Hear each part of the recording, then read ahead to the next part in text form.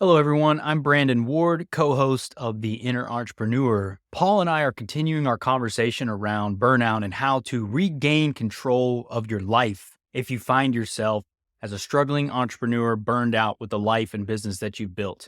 There's a lot of components that go into burnout. That's why we're doing an entire series on it.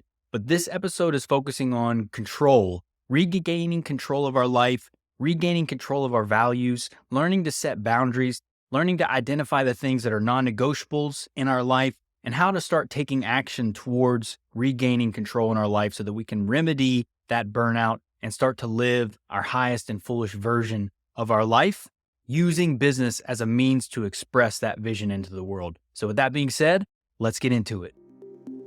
Welcome to the Inner Entrepreneur, a place where soul meets strategy and passion meets profit. Success in business is about more than mastering the external. It's an internal game. Ready to play?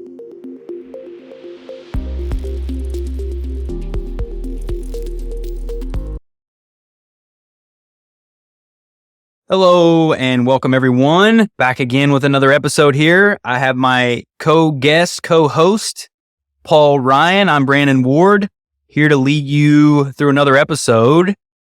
We're talking today, continuing our conversation around burnout. We're looking at episode number 5, part number 5 of burnout. And you're probably wondering, what in the hell can you talk about burnout over 5, 6, 7 episodes? Well, in our world, a lot. There's a lot that goes into it. And it's because we're talking about the person who is burned out. That's huge, because you're talking about the individual who was burnt out. You're talking about what's gone on with an individual that's led them down that road. Burnout itself is one paragraph, but when you're talking about who is the person who ended up there, why have they ended up there, what's going on inside, and what's the path out? Well, that's a whole exploration. So that's a whole exploration. That's why we're on part number 5 of burnout, because there's a whole. That's it. It's a rabbit hole, if you will. Well, so last episode, we talked about the redirect and why that's so important. So, Paul, would you want to maybe give the audience just a little refresh on what the redirect was and kind of where we're leading into and where we're going from here? Well, the redirect really was that point where after you've become aware there's a challenge, there's a problem, there's something you have to deal with. And then you move into the decompress stage where you begin to let the air out of the balloon. You begin to come down from this state of overwhelm. You're moving into a point of recovery. And we talked all about the process of the decompression, and then the lifelong habits you put into place so you don't end up back up in the mess and in the mess that you're in. And we talked about it's very much like fitness. You don't go to the gym, you don't lose the weight over a month and then pack it all in. So we spoke about this, creating lifelong habits so that you're dealing with the burnout you're in, but you are not going back there. And you will be at times drawn back in that direction because that's life, but you have a set of tools. You have a tool to deal with that. From that point, the redirect is choosing the new path. And I spoke about that point for me of of having this vision of a man who at the time, 30 years older than me, my 70-year-old self at the time, and seeing the two roads I could potentially walk down. And one was a miserable existence and one was a joyful existence. One was the life I did not want to live that I would regret. One was the life I really wanted to live. And the redirect was that moment that I took a step in a new direction. And that requires that you have a vision for the new direction, that you know what you want to do, but it requires that you take that step. And in taking that step, taking the step does not take you to your destination. It's a step towards your destination. So the redirect is all about, I'll take one step today, I'll take one step tomorrow. But the importance and the reason we emphasize the redirect is because when you have a realization and when you decide you want to change your life and go in a new direction, people get elated by the awareness and people get elated by that. And then they get deflated when a week, a month later, they seem to have made no progress. And the redirect is really important because as long as you understand that, you realize, I mean, I flew to London, back from London yesterday. When the plane took off, I wasn't disappointed that I hadn't landed in London, because I know it's a 45-minute flight from Dublin to London. So I know, but I haven't landed in London, in Dublin yet, but I am on the way. In 45 minutes I will be there. I think that's really important. And the redirect is about that. It's going, the fact that you've taken that step, you're on the way. You may be on a journey that may take several years or longer, but you're never going to get to the destination unless you take those steps and you realize you're making those steps. After you've taken that redirect, well, what we want to talk about now is how you begin to get some control over your life, because you need to get control over your time, over your attention, over your diary, so that you begin to make the changes that are going to lead you to the destination you're heading towards. I love that. And it's interesting. I love too how you're talking about depending on where your destination may be and how long of a journey that is. That's why the value set and some of the things that we talked about in prior episodes is so important, to understand what's important to you, what matters, because the bigger the vision that you have, the bigger and the larger the gap from where you find yourself versus where you want to be. That's the journey, right?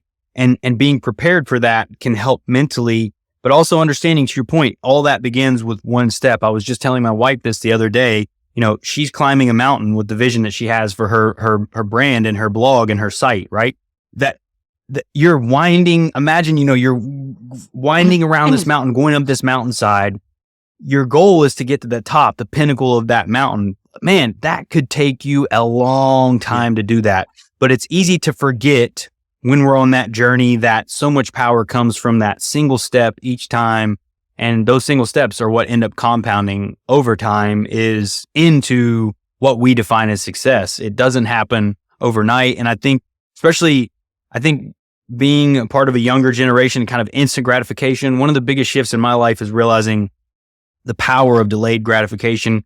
I haven't really shared this, but I was similar in the sense, Paul, but it wasn't related to the business and the way I was running it like yours was. It was more so I saw myself going down a destructive path in the way that I was living my lifestyle. I was drinking too much. I was being promiscuous sexually. I was out partying all the time. I was spending money on stupid things, and I was declining. I was slowly fading. And so for me, it was that reflection point of, is this really the path that I want to go down? What would I be 20 years from now if I stay on this path versus what I'm doing now?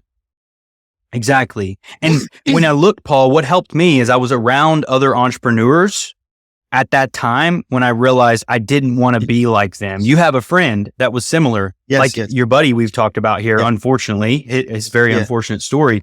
I realized that I didn't want to be like these guys who were obsessed with making money. They only cared about money. They never spent time with their family. They were traveling all the time. Their wives were dealing with their kids, but they were never around their kids. Like, I didn't want to be that. And that was before I ever had a family. I just met Ashley. She's changed my life. But the point is, we never make that shift until we recognize where we are, which is where all this starts. And then we move into recognizing this redirect, which leads us into the fourth component of, so we talked initially on burnout. We talked at the high level. Because I've got some really bad news for your wife. I've got to give this bad news to your wife now. And I love it. And she's on this journey to get to the top of the mountain. And I reckon, I've never met Ashley, and I reckon I'm probably at least 20 years older than her. And my bad news for her is that there's no top of the mountain. It's not there. You just keep going, then you hop, don't you? She's going to get there. And then when she's there, she'll arrive to her destination and she'll go, it isn't the top. It isn't the top. So that's my experience, is that there is no top. There may be goals achieved or some version of the goals achieved, but there's never. So my experience in my life has been a series of and that is goals achieved, and you go, I'm here. Isn't this wonderful? I'm in this beauty. This is all great, and you mostly get to enjoy that for a period of time, and then you go, oh my God, the mist cleared. There's more. That's the fun of it. All right. Okay. Enough. Right on that. Back at it. Back at it. Pack it up. That's We're moving on. it. That's it. It is the That's truth. so That's been true. my experience. But the wonderful thing about that, we will keep going back to values because they're important to everything. If what Ashley is pursuing is something that's really hard value to her, then what pulls her forward will be excitement that there's more, because the more will mean she's growing as a person. And I think the burnout comes from getting to the place, feeling you've achieved something and going, is that all there is? Well, there's more. I'm never there. And there's the satisfaction because it's because your journey has been about the goal, not about the experience of life. And when you're achieving something for the experience, we can all drift into burning out. But when you're achieving something because it's important to you and it's the experience of it, that's a whole, now you're on a journey. And my expectation is that journey will end when I end. And there will never be enough. There will never be enough achieved. There will never be enough of anything made. And that's not saying I don't feel enough. It's that there will always be more to grow. That's I will always feel like a beginner. I have a particular friend who's continuously reminding me I'm not a beginner. And because he's a martial artist, he goes, Paul, you're a black belt, but you think you're a beginner. And I think I'm a beginner because even when you're a black belt, there's a guy who was a second dan or something and he's 10 years more experience. That's always there. So. And it's funny that you say that though, Paul, because I see that as an incredible blessing, man. It's what an incredible thing to where we can work, drive, have these incredible milestones, but then look to realize that there are more things to accomplish, more things to achieve, more things to learn and grow.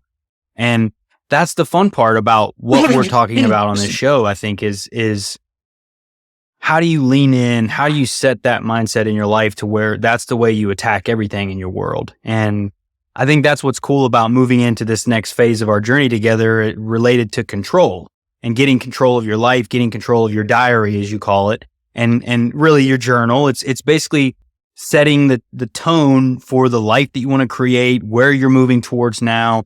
And something that I've learned is the things that you can't not do, like those things, and getting the noise out, like stripping away, because I've got shiny syndrome bad sometimes, and I've got to be careful with that. So it's like, I think what's cool about this phase that we're going into on this episode is really about kind of cutting away the noise and really driving towards creating, I think in my mind, it's like that kind of heart-centered, soul-centered way of living, But I know you don't have to be a soul believer type person, but we've talked about that creative component. You don't have to be a soul believer, but you've got to feel that there's something deeper and more spiritual that you're moving towards. And that can be just your own personal growth, that, as far as I'm concerned.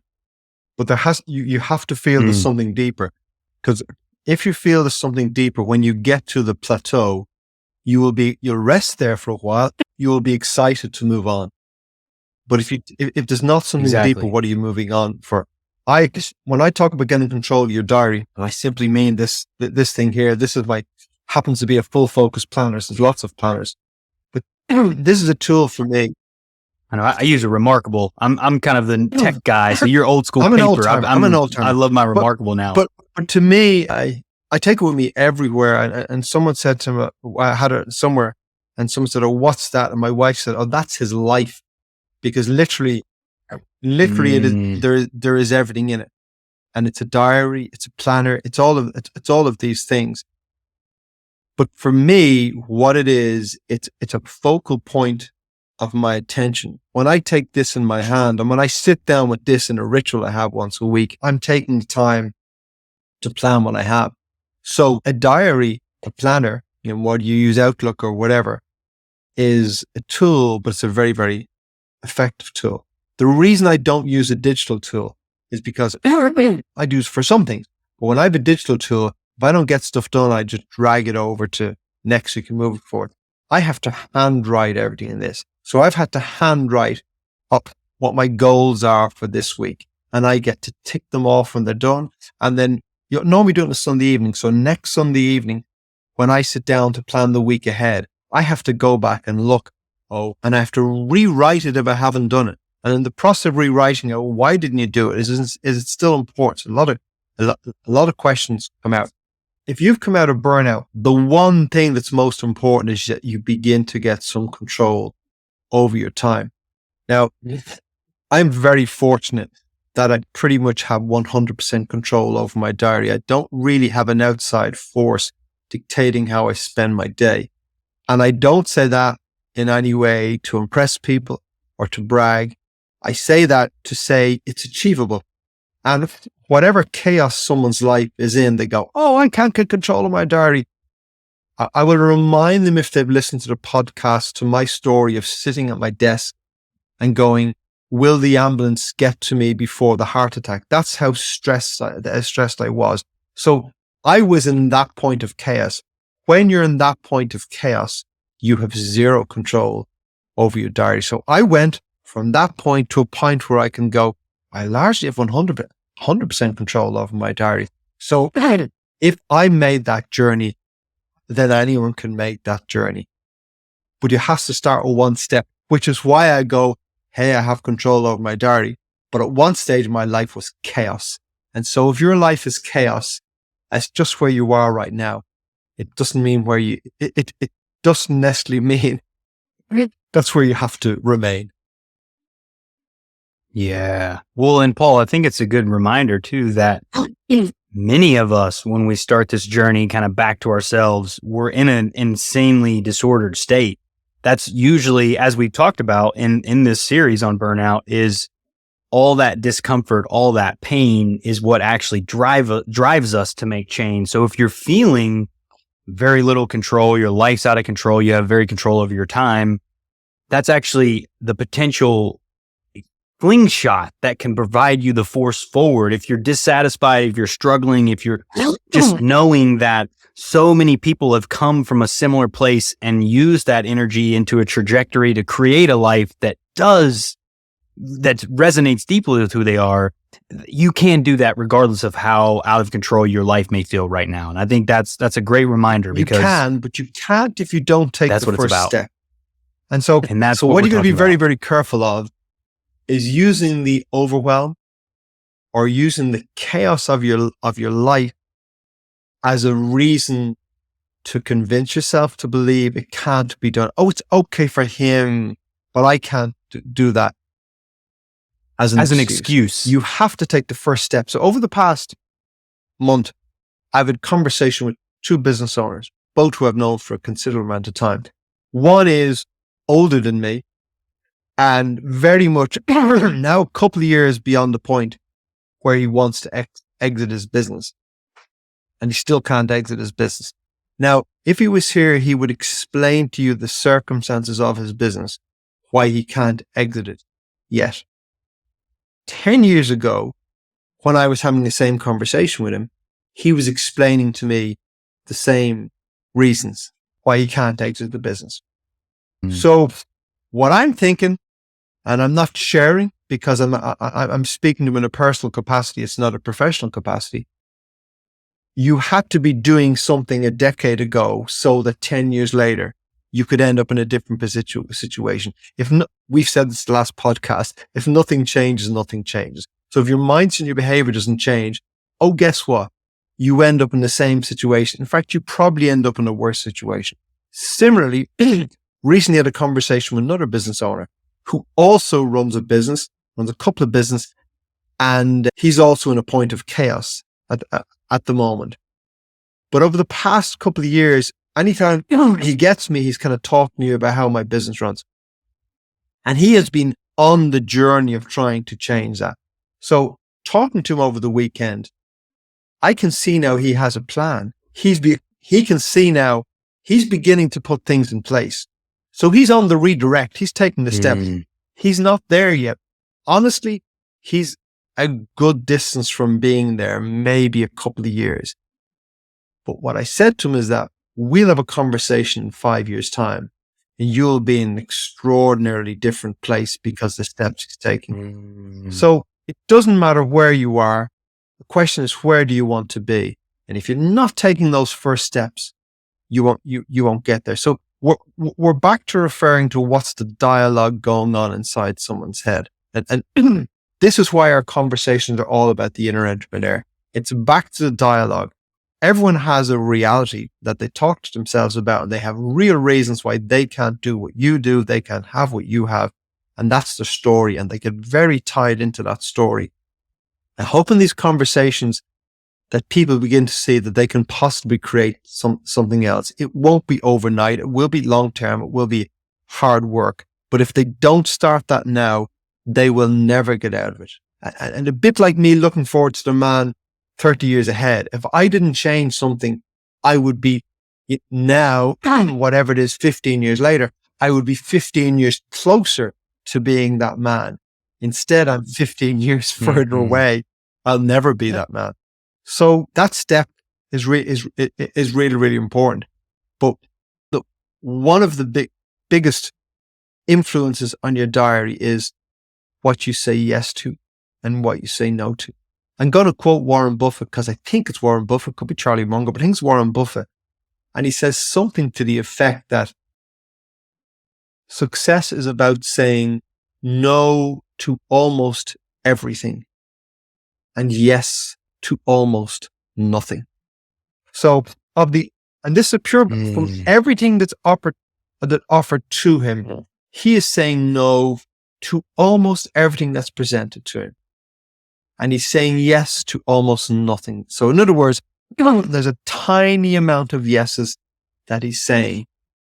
And I think that to get control over your life, your time and your diary, that's where you need to get. You need to move to a point where you're saying no to as many things as you can say no to. People will go, they're overwhelmed, they've lots going on, they can't say no.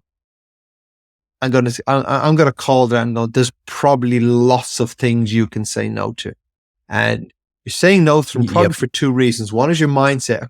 You've convinced yourself you're too busy.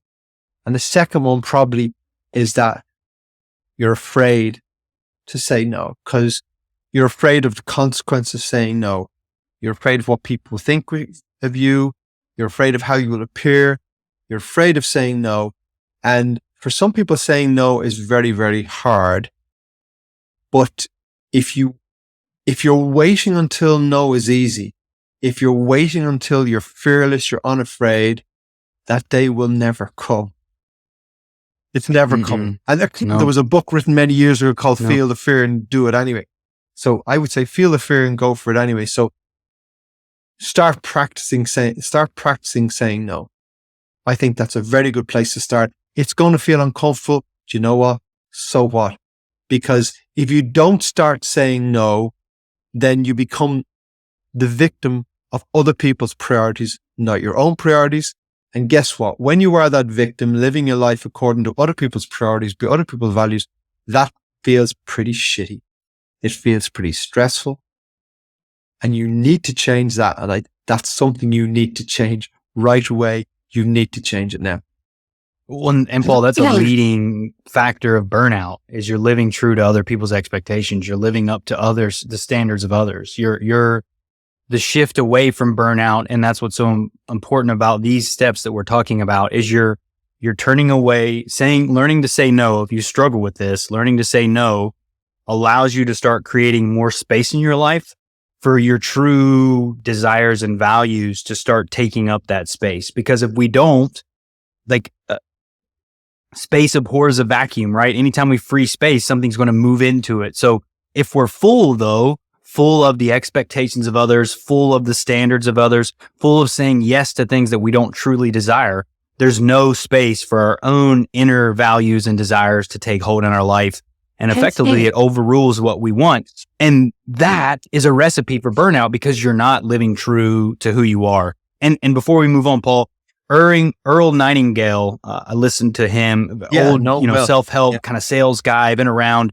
One of my favorite things that he says is, and it's paraphrasing, but ultimately, time is passing anyway. Time is gone. It's gone regardless.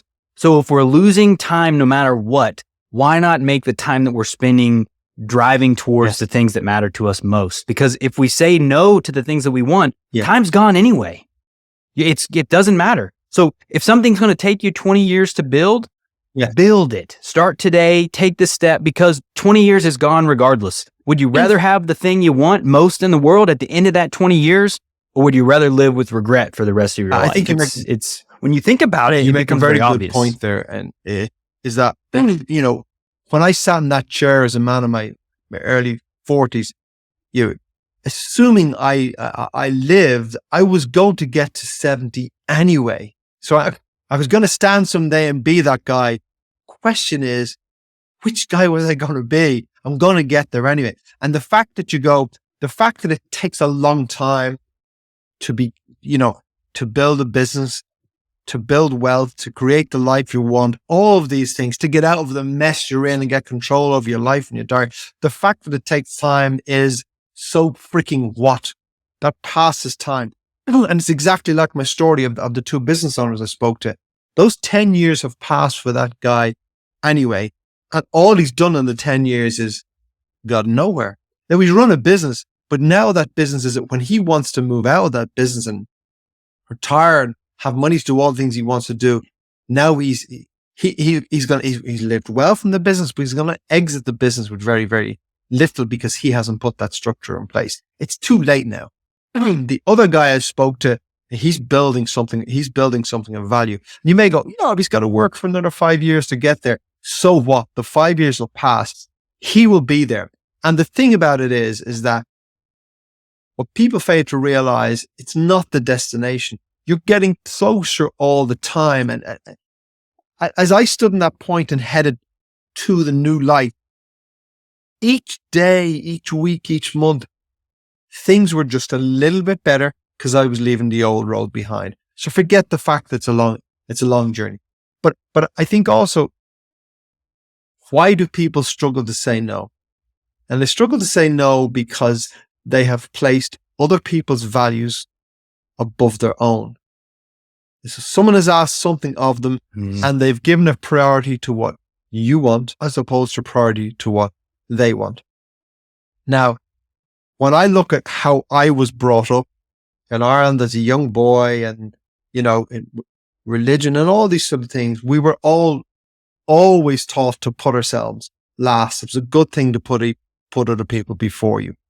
I would propose to you that it's not. It's a very destructive thing because it leads you to, I'm not saying you don't treat people very well. I hope I'm a nice person. I hope I'm kind, generous, giving. I hope I treat people very well, but I never say yes to stuff I don't want to do. And a friend of mine many, many years ago, when it was the first time, I'm talking 15 years ago, she came in through our front door and she didn't know us very well, maybe knew my wife or something, but she came down for dinner or something. And at one stage she said, Paul, I just want to really thank you for bringing us into your home and we appreciate it. I hope it's not too much trouble. And I said to her, you wouldn't be here if I didn't want you to be here. And, my wife was going, I can't say that to her.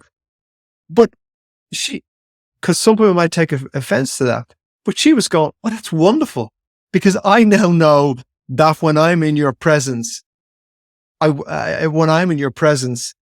you want me there. This same lady and her husband recently visited us for a week in our home over in Spain, and they spent a week. So we had a lovely time together. But I hope she still remembers that because when people come and they visit somewhere that, they go, well, I hope we're not putting you out.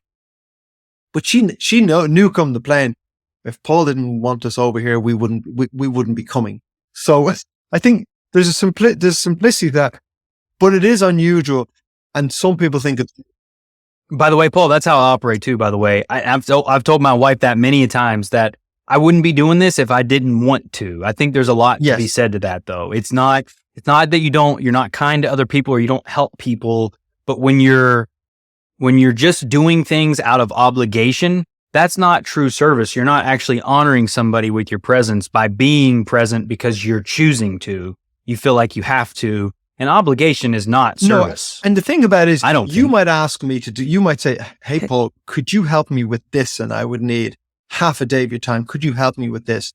It might be inconvenient for me to help you, it might be, oh, that's awkward. But I might go, do you know what? Brandon really needs my help. He's my friend. I'm going to do this. Now I'm choosing. So it doesn't necessarily mean, oh, it doesn't suit me, I don't completely do it. But then when I turn up, Exactly. it's not, oh yeah, I had to rearrange things, but I chose to do this and I want to be here and I want, so it's not that we become completely selfish, but equally I could go, I hear you, Brandon, but I can't do it next week because it just doesn't work for me. But I think there's a real fundamental point here. If you're going to get control of your diary and you're going to say no, you have to start putting yourself first. So you come from, I'm going to say maybe a religious or family or cultural background. You go, oh no, I can't do that. I have to put other people first. Question: where has that gotten you? Has that gotten you to burnout, to overwhelm, to stress, to a chaotic life? If that's where it's gotten you, it obviously hasn't gotten you to a good place. It's obviously not good for you. You're not doing yourself any damage. The analogy is always used sitting in an airplane and going, if you've children with you, that's fine, but put your own oxygen mask on first, because you cannot take care of someone else if you're dying. So you have to look after yourself. You have to. If people don't like that, so what is all I have to say? So what if people don't like that? But it comes back to values, and everything we say comes back to values. Because if you don't know what you value, if you're not planning your time and your life in accordance with your values, then you don't have a hierarchy of priorities. So when someone else brings their priorities to you, you're just unclear. Now, I am very focused. We spoke about my values last time. I'm very focused on my values. I know why they're important to me. I know what I want to do. So I have a huge priority on how I spend my time. I also realize my time is hugely limited. I only have so many years, decades, hopefully, left on the planet, but it's really, really limited. And so I simply don't waste my time on stuff that's not high priority to me. I use the example to people as if you've taken your kids to Disneyland. And we have a Disneyland in Paris, which is easy for us to get to. The flight's about an hour and 20 minutes. And when our kids were young, every year we used to go for 3 days to Disneyland in Paris. We loved it. And it was great after a while because we knew exactly where to go. But my analogy was to be everyone loves Disneyland. So if I drop you in Disneyland and go, you've only got half a day, and you need 3 days in Disney, you only got half a day. What are you going to do? You're going to sit and go, okay, guys, we have 4 or 5 hours here. We can only get 4 things done. What? Okay. I'd love to do all the other stuff, but what? Okay. So you're going to come in and you're going to focus exclusively on what you're doing. You're going to do the things you really, really want to do. You're going to be walking by a lovely store at Disney selling all the stuff and it looks attractive, or they're selling donuts. You're not going to get distracted by that. Might be nice, but if you do that, you're not going to get to do high priority things. I mean, it really is as simple as that. You understand what your priorities things. You go, I have a list of personal priorities. My time is enormously limited. I'm going to use it as effectively as I can. And it's like the Nightingale, what's his name? Earl Nightingale. The same thing. The time is going to pass anyway. Are you going to use it? Are you going to use it effectively? If you don't understand your values, that's going to be difficult. So you really have to sit there and go, what's important to me? What's important to me? What am I devoting my life to? When someone comes in then and wants you to do something else, or you feel obliged to do something else, you have a point of reference. You go, well, here's my values. Does this match my values? And if it doesn't, I'm spending time on something that may be high in other people's priorities. If it's high in other people's priorities, they tend to think it should be high on your priorities too, and they will make you feel guilty for not wanting to do it. But when you get very clear on your own priorities, now you're going, this is what I need to do with my time. This is how I need to spend my limited lifetime, my limited time on this planet. I don't have time for anything else. I'm very narrow-minded on this. I'm very focused on this point, but I've yet to be convinced that any other approach makes sense. Why on earth would I waste my life doing stuff that I simply don't want to do? I can see no reason why you would. But if you don't know what you want to do, you're going to very easily get sucked and drift into that. Well, because you're going to be living true to whatever everybody else's values are, because you can bet your bottom dollar, Paul, the people that are clear on what matters to them, what their priorities are, they are going to force and direct the people around them that don't have that level of clarity and certainty. And that is true, extremely true at a societal cultural level too. It's true in communities, families. So if you're not clear on that, then society, culture, wherever you may find yourself, has a strong propensity to just throw you around, whatever it is. You're a rudderless ship at sea. That's ultimately where we become. And from my perspective, Paul, and I love that you said this, because if we don't do that, we're actually dishonoring our own existence. We're negating the integrity and power that each of us hold, because all of us hold power as individuals. We all carry these individual values within us. I'm a believer that there's a spark of creation in each of us. And when we don't honor that spark of creation, we're turning away from what we're on the planet to do. And so it may feel nice, maybe momentarily, to do what you feel obliged to do. But if you do that over a lifetime, you're negating your true purpose and place of existence by dishonoring your values and what matters. And so that's why I love that this is the focal point of this, because the first step to living life true to your own values is practicing saying no. And you can do it in an honorable way. It doesn't mean you have to be rude to people. You don't have to be mean or anything. You can simply say, you know what, I'm busy, or hey, you know what, I'm actually not interested. It's cool that you like to do that, but I prefer not. I'm going to do something else. But we can circle up and meet again or do something else. Like, there's nice ways you can say no and move on and honor the other as well. People, after a period of time, people get used to it. They become familiar with that. So people know.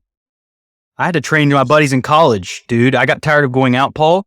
Eventually they started to realize, like, if we're going to ask Brandon to do something, then it needs to be something that he's interested in. He's not interested in partying like he once was. So now, to your point, you kind of start to, you can change the expectations, right? Expectations. And certainly that was something I did. I will say this.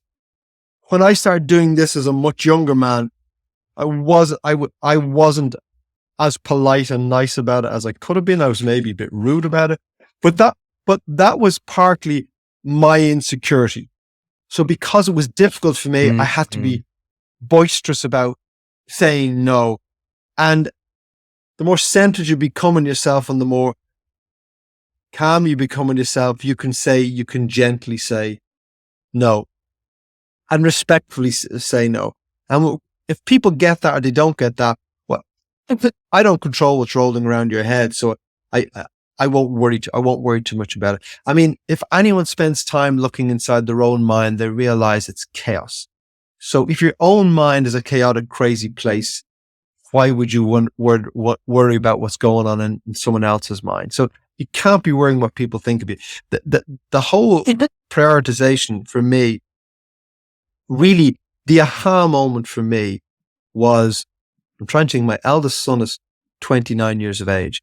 So I mean, it's at least, maybe it's 25 years ago. I don't know. We had a couple of kids at the time. So I come home one afternoon and my wife goes, I'm thinking the kids are on midterm break in whatever, 3 or 4 weeks time. And I'm thinking we'll do this. We'll go here. She had a great plan. And it sounds great. Sounds wonderful. And my family and my highest priority for me to spend time with the kids was something I really, really wanted to do. I went to my diary and I had one meeting in the middle of that week. But it was a really, really, really important meeting. It was a business meeting, and the business obviously high in my values as well. So I couldn't cancel the meeting. Very important guy was coming over, strategic to our business. I had to meet him. I had to be there. I couldn't just snub him and not do the meeting. So I had to say to my wife, we can't do that trip. We can't do the holiday. I have to be home and I have to attend that meeting. So She wasn't very happy about that. I wasn't very happy about that. But I tend to only make those sort of mistakes once. So I thought about it a lot. And the stupidity of it was, I could have said no to that meeting. At that point, I probably couldn't. But initially, when I was asked about the meeting, it would have been easy to go, do it the following week, do it the week after. So I went back to my wife after I thought about it, because I thought, never again do I want to be in a situation where I prioritize something over my family. So I went back to my wife and I talked about it, and she showed me that we get this calendar from the school every year. And the calendar shows all the kids, days off, holidays, events. So the kids will go back to school in September. As soon as this year calendar came out, I sat down, my planner, and I marked it all out. And I went, kids, whatever, kids' holidays, I put them all in, marked every kid's holidays in. School events, everything was put in my diary. Now, that didn't mean that I did all of those things. That didn't mean that I took the same amount of holidays as my kids were taking. But what it meant was, I never put anything else in the diary for that time. In other words, it may be a week where the kids are off. And if someone asked me to go, hey, can you do this that week? I would go, I think I might be away that week. Let me check. And I'd go to my wife and go, and if we were doing something, I could go back and go, sorry, I can't meet you that week. Can we do it the following week? So that was a real aha moment for me. And it brought home to me the importance of prioritizing and planning way ahead and scheduling out my time. Never after that did my wife come and go, can we do a family holiday? Then I wasn't available. I was always available after that.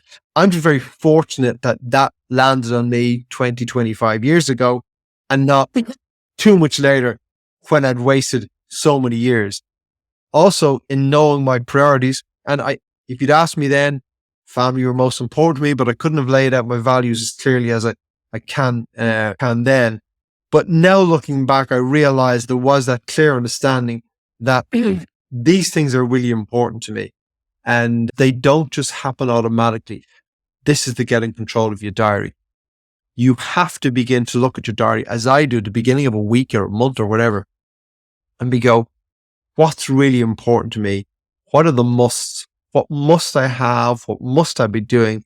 And getting those into your diary, whatever time of the day, night you do it, getting those in and making them non-negotiable, and not allowing anyone else having control over you. If that means today your control is, 1 hour a week, 1 hour a day, that is a great place to start. If it's 15 minutes a day you're going to give yourself, I don't really care. But if you do that, you're building the muscle, you're building the momentum, you're taking the step forward in that redirect. If your goal is, I would love to wake up someday and go, I have 100% control over my diary, my time was my own, you will get there. But start with 5 minutes a day. Start with however small, and build, and it will build. And Paul, I love that too, because you're looking at it's blocking, calendar blocking, time blocking. You're setting your priorities for what matters to you, and you're making them known to everyone around you. That's why it's one, understanding what those things are. And then two, it's communicating to the people around you that matter. Hey, this is what I'm doing on this day. That day's not available. Like, as an example, I have a 2-year-old daughter. We've talked about her before on this show. I co-parent with my wife. It's not my wife is a stay-at-home mom. She's got a blog that she's building, but she does the primary care. I've been the primary earner in our family, but I have mornings with her. I put her down in the evenings. All that stuff's on my calendar. I've left really good jobs in the past because they weren't honoring my need to spend with my family. The ability to just go out and pick my daughter up from school at lunchtime is something that matters a lot. But unless we put that stuff on our calendar, unless we set those priorities, unless we anchor them, we become very whimsical to the demands around us. And the world is a demanding place, Paul, especially as entrepreneurs and business people. As you grow, the more successful you become, the more asks will come your way. So if you're building a business right now and you have this vision that you're driving towards, even if you've taken that step and you are building towards the vision you want, if you don't have the ability to exercise this muscle to say no, it just gets harder, because the bigger you become, the more requests, the more people are wanting from you. So having this skill, it's truly a skill. I think it's a skill. It's a habit. And the first time, by the way, someone asks you to do something and you say no, it feels really uncomfortable. It feels really uncomfortable. The second time it feels really uncomfortable. You will get to a point where it doesn't feel uncomfortable, but you're going to have to put in 100 reps before you get to that point. Do the work. It's a bit like you're talking about your buddies in college. People will get to know you and they'll go, hey, Brandon's a nice guy, but you want to go out and do this, go party all night, get drunk. He's just not interested in that anymore. And they'll get to know him, but someone will respect you and someone won't. So what? I mean, the ones that respect you, that you're true friends, then they continue as friends. The ones that are no longer interested in you because you don't live the lifestyle, that's fine. Respect them, move on. And Paul, that happened. Those guys that I started setting those boundaries because I changed.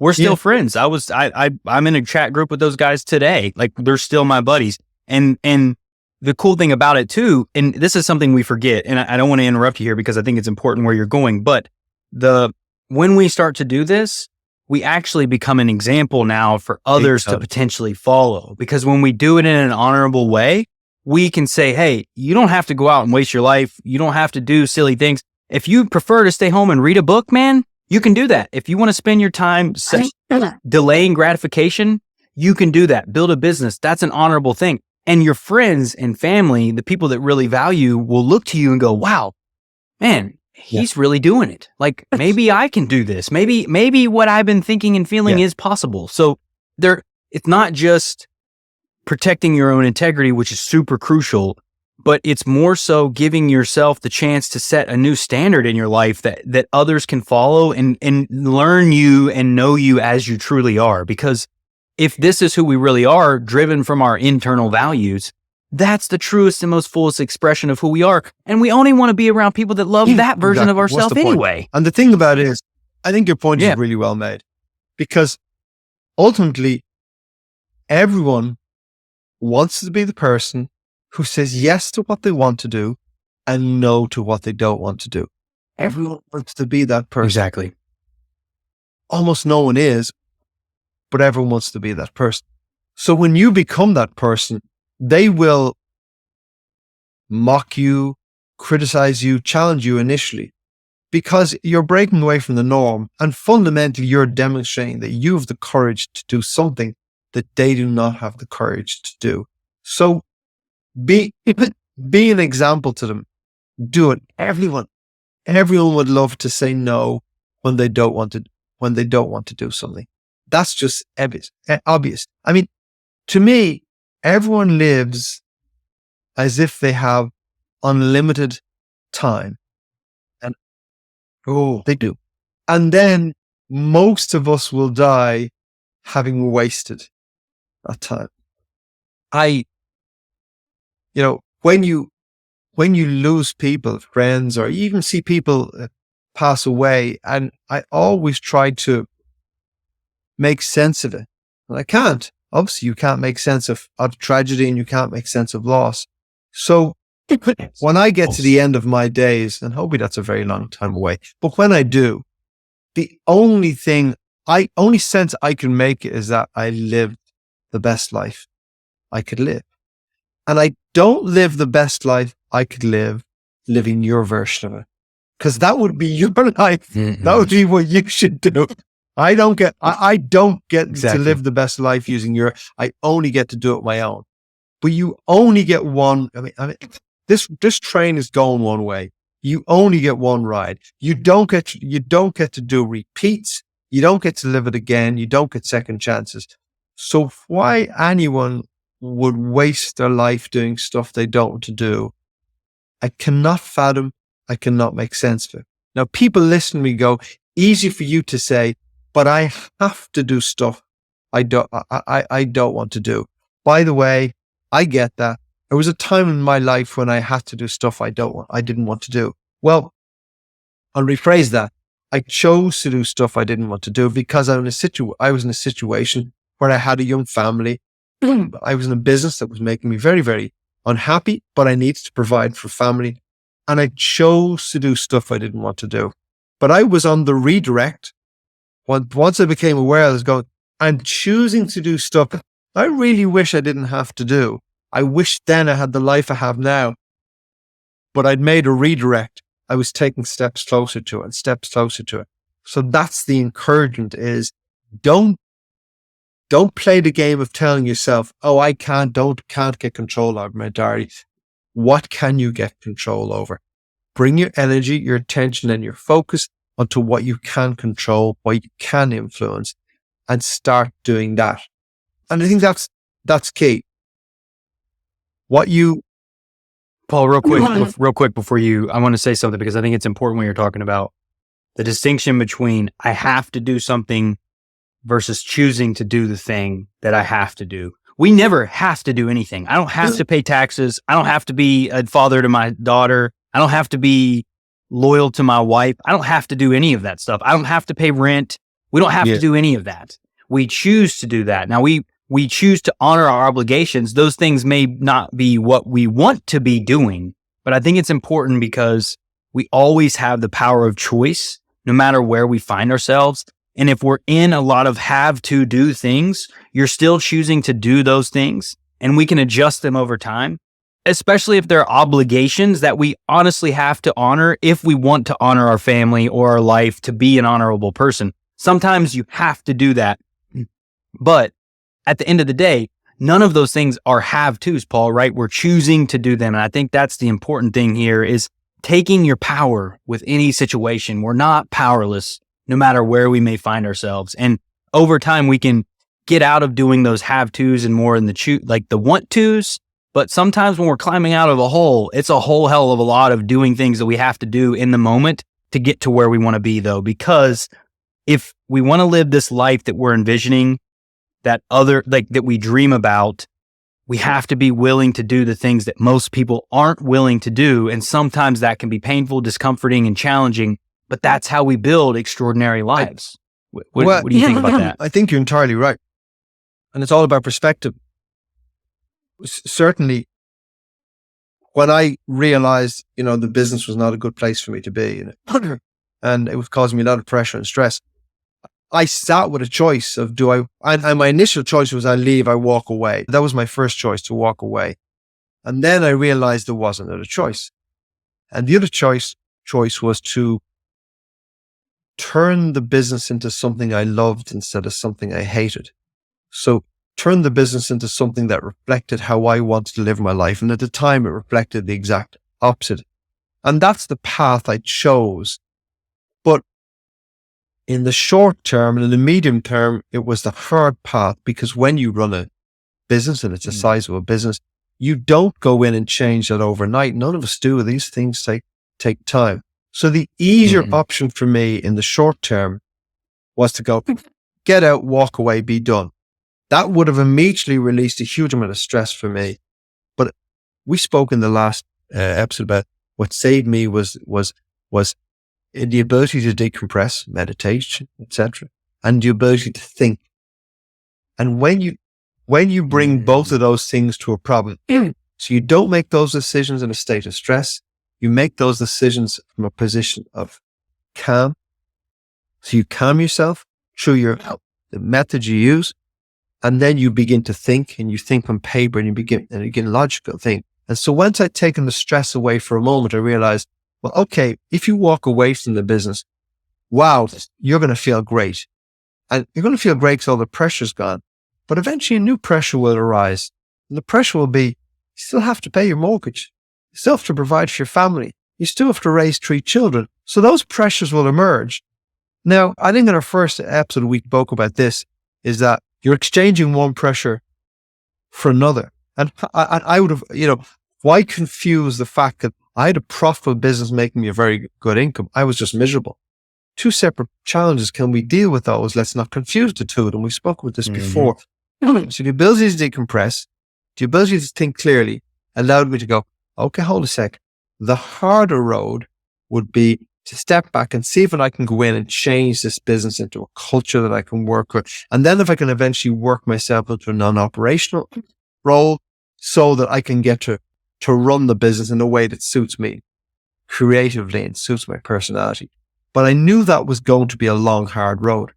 But at least in a hard road, I was going to get to continue to run a successful business and provide for my family. So I thought, okay, let's do that. So I was getting out of bed in the morning, not in control of not necessarily in control of my diary, and certainly not doing what I wanted to do every day. But I was doing what I chose to do every day. And the big difference is when you go in, you go, I am now into this for the next several years. A lot of it's going to be shitty, but I've chosen this path. Now, that's the big distinction, which is what I'm rambling on to get to. You use the analogy of being in the hole. If you're just scrambling around the hole, it's miserable. If you look up and you see the light and you go, I'm 100 feet down, but there's a rusty old ladder, and climbing up that ladder is going to be miserable. It's going to be sore. My hands are going to be filthy. But you know what? With each step I'm close, now you're not looking at the ladder, you're looking at the light. And now you go, it's a completely different experience. But if you're just looking at climbing the ladder and your entire focus on that, you're going, this is my life climbing the ladder. Instead of going, for the next 100 steps, I'm climbing this. Do you know what? But with each step, the lights be getting bigger because I'm coming close to the top. So you can feel the breeze coming from the hole. Like you can get a sense of the light, right? And the big difference there is the vision. So when you created a vision for your life, when you understand what your values are, you go, this is what I'm moving forward. So the gift I was given that day in London, whatever it was 15 years ago, was I saw both ends. I saw both destinations. So I clearly saw the life the new me could live. That was the light out of the hole. I clearly saw that, and my eyes were focused on that. And then it was, I actually don't care how difficult the climb is, because I'm never becoming that guy and I'm becoming this guy. So I would encourage people, if we're not saying, from tomorrow, don't do what you don't want to do. You live a real life. But from tomorrow, start saying no to things that you can say no to, and increase that continually.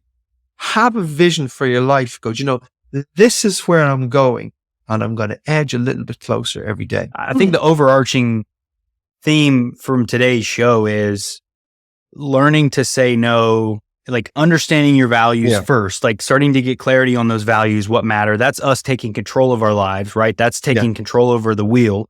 And then learning to say no to the things that don't align with our values. Now, that doesn't mean overnight, like you said just now, that we throw out obligations and we only do things that we want to do. That would cause way more pain than it would help. Yeah. The goal here for the show is that we're trying to help us navigate chaos and create more order in our life internally, right? As an entrepreneur, to get away from the chaotic state that so many of us live in. I think the theme that goes through all of this is that, Google productivity, which is a word I hate, but Google productivity, Google had to use my planner, my diary, all this sort of stuff. It's all great. And guess what? We're not talking about that, because all of this, the saying no, our conversations are all about the inner entrepreneur. And saying no is easy. No. It's a very easy thing to say. What's the hard part? Having the courage to say no is extremely difficult. And having the courage to say no to what's unimportant to you, and having the courage to say yes to what's important to you, that's difficult. Guess what? This episode, this podcast series is not a panacea. This is saying, yes, it is difficult. So what? It was difficult for everyone. It was difficult for everyone. So shut up, complain about the fact it's difficult. Yes, we know. Yes, we know that. Lifting weights is difficult.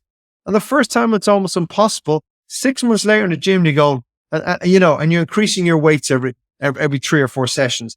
So yeah, we know it's difficult and we're not interested in hearing you complaining about it.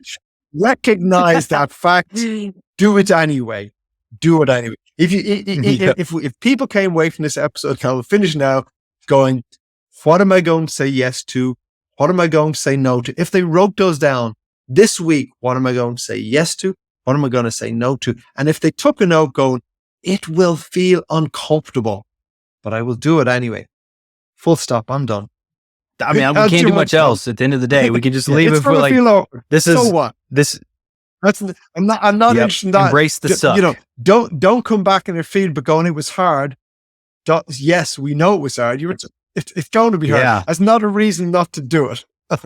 Yes. Because the answer to that will be yes. And what? Nobody and cares. so what? Yes. And yes. No, because it is, to your point, Paul, it's hard for all of us. It was hard for you when you recognize my life needs to change around. It was hard for me. But the consequences are you now have the life and the family you have now.